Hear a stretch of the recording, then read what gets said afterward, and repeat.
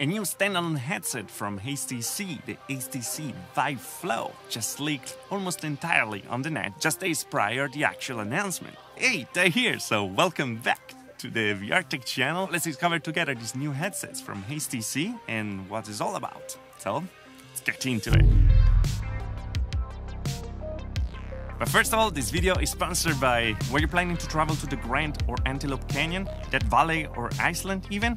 You don't need that. Bring travelers an amazing virtual travel experience to explore some amazing landmarks in full photogrammetry. Pretty much the most realistic graphics you can have right now. With 12 locations and growing with full support for every VR headset and platform, yeah, also native on Quest and even in AR on Android and iOS. So avoid the crowded germ-soaked plane and get curious with Bring Traveler. Links below. Also, are you a photogrammetry enthusiast? They're even hiring for new locations. So thanks to Bring Traveler for sponsoring this video. By the way, we're back with the giveaway for the Oculus Quest 2, the link in the description below. I'm gonna explain a bit later what's going on, but we also have a winner. Also that later. Let's get to the video now. HTC Vive Flow. Alright, here we are. So the HTC Vive Flow was probably one of the worst kept secret in HTC. They were trying to tease it and also creating a bit of hype behind this new all-in-one, this new standalone headset. Right now we have a lot of pictures thanks to EV leaks, a lot of information thanks to protocol, and well, we can talk about it. Anyway, let's remember these are all leaks and we're gonna have, of course, more information on October 15. There is a day that they're gonna announce it officially. We know for sure this is a standalone headset because it passed the Bluetooth certification for it, so we know that it can work by itself and it's gonna work in a media consumption way. That means you're gonna be able to watch videos and stuff, and it's gonna have 6 DOF tracking, so 6 degrees of freedom like we have on the Oculus Quest, Oculus Quest 2, and we didn't have on the Oculus Go. So it's not a 3 DOF device where you can just turn your head around, but you can actually move in an environment. Now we can also have a confirmation of it thanks to the 2 cameras that are hiding between the glass of these very particular kind of goggles. We don't know if there's gonna be pass-through with these cameras, but for sure they're gonna be used for the tracking. Now, we don't have any controller, that's why we have just the 2 cameras in front. What you're gonna use to interact with the software is actually your phone, because you're gonna be able to connect your phone and browse all the different applications and stuff, videos, or even using Miracast from the phone to then watch a movie, a YouTube video, or something directly in the glasses. So what is important for sure for a media consumption device is, of course, a good screen. We don't have information about the resolution yet, but we know that we have great lenses. These are pancake lenses. I love that. With even support for 6 different diopters. I'm not an optician, but this means that you're going to be able to use these headsets also without glasses if you have any prescription. Now, I absolutely love this kind of lenses because it means no cut rays and no glaring, nothing. It's just perfect and crisp view. The thing that of course is not gonna be the biggest probably is the FOV, but being a media consumption device, that is not gonna make the experience much worse. The other important thing is audio, and here we have integrated spatial audio, so that's absolutely fantastic. The ability to use it for long sessions, that's why we have an active cooling inside with a fan and everything, and of course the most important thing is comfort, because we have to keep it for that long of time that is not gonna get hot also comfortably on our head. And this is a part that makes me a bit scared about it, because yes, they're much smaller than the usual footprint, but we have just 2 little bands on the side like regular glasses are, and they're gonna feel for sure a bit heavy. I'm using lately the Ray-Ban Stories that for sure have a smaller footprint, and now you can already feel those, so imagine something like this. By the way, I have to make a video about it. Now, what they were showing in pictures trying to hype this device was actually this little puck with this little container. Probably that's where the glasses are gonna go, and we can also see there's an USB Type-C coming out from the right hinge, or we're gonna be able to connect it also to our phone and display what we're seeing on the phone directly on our glasses. Useful? Maybe yes. Well, if we can connect it also with the PC, it might be very useful indeed.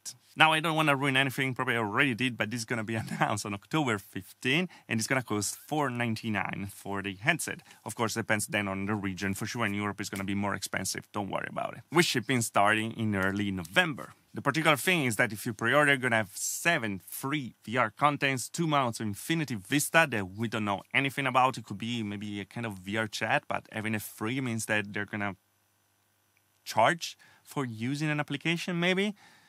We don't know yet. And also the free carrying case. This is the one that we probably saw in all the pictures. Now, it's very particular because they are targeting this thing, as we said at the beginning, really more to challenge the Oculus Go, that is now an extinct headset, instead of targeting the Oculus Quest 2. And the particular thing over there is that it's also $200 more than the Oculus Quest 2. Here we don't have any controller, you have to use your phone, so you need to have a phone.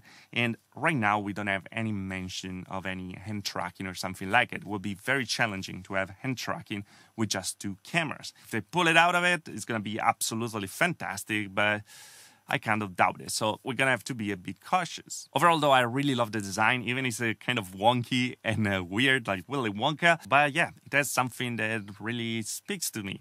It's a small headset, and we need those. It's similar to the one we saw directly with from Huawei, but never arrived to the Western market. And yeah, this could be a great start again from HTC. Now, the price is always high, but that's what HTC is. There's never something that you say, oh yeah, let's go buy it. But hey, we're finally seeing something similar to the Vive Proton concept that we saw a while back. Are we going to be able to connect it to the PC? I'm pretty sure, and that will make it very interesting indeed for the media consumption device. I don't know, are you interested in that? Would you use it to watch movies and stuff if it's very comfortable to wear and it view, of course, the screens are high resolution enough with those lenses to look very crisp indeed? Let me know in the comment below. And here we are with the second part of the video. This is going to be a bit more personal, but first of all, we have a giveaway winner. That is, drumroll, Hivan Bahami. So, woohoo! The winner of the Oculus Quest 2. I'm a bit late with this. I apologize for it. I sent an email and stuff, so you have 72 hours. 48 hours to respond. If not, we're gonna get to the next. Anyway, the new link for the new Oculus Quest 2 for the next month is available. It's down there. So if you want to win, it's very easy. Just follow on YouTube, Twitter, on Instagram, or one of those. YouTube is you have to, because they will announce the winner and stuff, and you can win one each month till the end of the year. We skipped one, so we're gonna find out how to do it, and I apologize for that, but as I said, I was moving internationally. I'm still moving. I just found the house like a week ago, and now we're trying to make it livable. Of course, there's nothing inside. It's very particular, and yeah, I'm still here in the made-up studio for a while, just recording, and I have to drive 30 minutes to just come here and record a video and then go back to edit. It's a real mess, and we're painted the entire house, like so many things to do. So it was a bit challenging to actually make videos. That's why we had a whole of 2 weeks, and yeah, I didn't like that. I don't like that. I will like to make more, even because I have so many things to review. I can't wait to share it with you guys.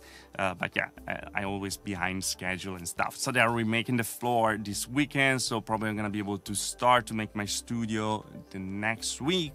And for the week after, I'm gonna be able to be in the new studio. I need to work out something for a better audio over there as well, but yeah, we're gonna make it. We're almost there, I promise. Anyway, yeah, link below for the giveaway, link below for the sponsor, link below for all the leaks of from EV Leaks and Protocol for the HTC Vive Flow. And again, let me know what you think about it. Interested in a new headset? Do you think that this is a good standalone headset to have, or you don't care at all because you already have the Oculus Quest 2, or you already have another PC VR headset and you watch movies and stuff from there, or meditation? I don't know. What would you use it for? Let me know in the comment below. And as always, guys, if you liked the video, like. If you didn't like it, like. Subscribe to the channel for more VR tech. If you really love the channel, the join button down there. Little and further, also the Patreon. Thanks to all of them, of course. I've been very absent lately, and I super apologize for it. But yeah, I'm gonna make up for it. And yeah, subscribe. I see you soon. It's great to be back in front of you guys. I missed this, and I wish I could do it more. And yeah, see you soon, guys. Ciao.